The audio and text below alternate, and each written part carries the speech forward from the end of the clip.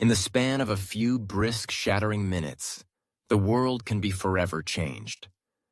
Not by the slow grind of history, but by a single, irreversible decision. Imagine for a moment that you are at the very heart of such a moment. The morning is tense, as it has been for days, but nothing could prepare you for the words that crackle through the secure line. Nuclear missiles are inbound, and you are the only person who can authorize a response. 14 minutes. That is all you have to weigh the fate of millions, perhaps even humanity itself. The tension has been mounting. Recent days saw rapid escalation, with both sides interpreting each move and countermove through a lens of suspicion.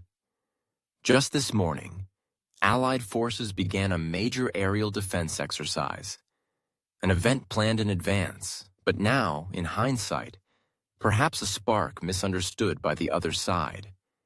As you grapple with the gravity of the situation, you're told the reason for the attack doesn't matter anymore. The missiles are already in flight, unstoppable in their deadly trajectories. Intercontinental ballistic missiles, or ICBMs, are not ordinary weapons. They soar high above the atmosphere, arcing across continents before re-entering at hypersonic speeds to deliver multiple warheads. They travel so high, so fast, that no missile defense system on Earth can reliably stop them all. The strategy is clear. Overwhelmed defenses ensure destruction. What matters now is not why they were launched, but what you will do in response. Your advisors usher you quickly towards the safety of the command bunker. As you descend into the Earth, information pours in. Just minutes ago, early warning satellites detected over 100 missile launches from the enemy's territory. Strangely, only a fraction of their underground silos have fired. Most launches seem to come from mobile trucks, a sign that they are holding back some of their arsenal, perhaps for a second strike, or perhaps because their older silos no longer function. The fog of war is thick. Certainty is a luxury you do not have. The enemy's targets are no mystery. Their doctrine, like yours, is to neutralize the other side's nuclear capabilities first. Command centers, missile silos, air force, and naval bases. But after these, the next wave of warheads is destined for infrastructure. Oil refineries, power plants, ports, all of which are located near or within major cities. The first minutes will be measured in millions of lives lost to the initial blasts and fires, with many more at risk from fallout, injuries, and the collapse of vital systems. It is morning rush hour.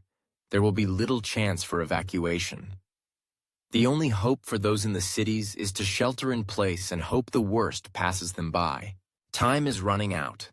The nation's nuclear forces are arrayed in 3 parts. First, there are the land-based missile silos, 400 warheads poised to launch, but vulnerable to a first strike. If you are to use them, the order must go out now, before they are destroyed by incoming warheads. Then there are the bombers. 46 aircraft on high alert, ready to scramble within minutes, but their survival depends on prompt action before the blasts reach their bases. Finally, the submarines. Of 14 nuclear-armed submarines, 5 are at sea, hidden beneath the waves, virtually undetectable. They are your ultimate insurance, able to launch their own devastating retaliation even if the homeland is devastated. Each option has its risks and uncertainties. The silos must launch immediately to escape destruction. The bombers must take off now if they are to survive. The submarines, if they remain undetected, could strike back later. But by then, communication may be lost. The logic of deterrence is merciless. Only by demonstrating the certainty of retaliation can you hope to prevent a second strike or further escalation. Yet the cost is almost unimaginable. Updates continue to arrive. Enemy missiles have released their payloads. Hundreds of warheads, accompanied by thousands of decoys designed to confuse defenses. Anti-ballistic missiles have been launched, but with only a modest chance of success, especially as the enemy has triggered high-altitude detonations to blind your radars. Most of the incoming warheads will reach their targets. The capital may be defenseless. You are reminded that this is your final moment to act.